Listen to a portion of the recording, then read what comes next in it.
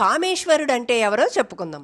సంకల్పం రాకముందు ఆయన శివుడు, సృష్టి జరగాలనే సంకల్పం కలిగినప్పుడు ఆయన ఈశ్వరుడు, నేను అనేకం అవ్వాలి అనే దివ్య కామంతో నిండినప్పుడు ఆయన కామేశ్వరుడు.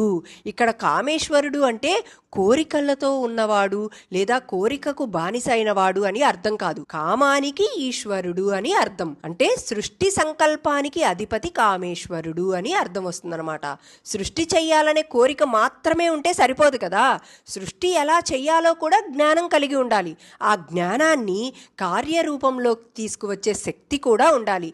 అందుకే కామేశ్వరుడు అంటే 3 శక్తులకు అధిపతి. ఏంటవి అంటే, చెయ్యాలి అనే సంకల్పం కలిగినది ఇచ్ఛాశక్తి, ఎలా చెయ్యాలో తెలిసే శక్తిని ప్రసాదించేది జ్ఞానశక్తి, నిజంగా కార్యాన్ని ప్రారంభించే శక్తి క్రియాశక్తి. అలా ఈ ఇచ్ఛా జ్ఞాన క్రియాశక్తులు, ఈ 3 శక్తులు ఎవరిక్కడ అంటే ఈ 3 శక్తుల స్వరూపాలే లలితాంబిక.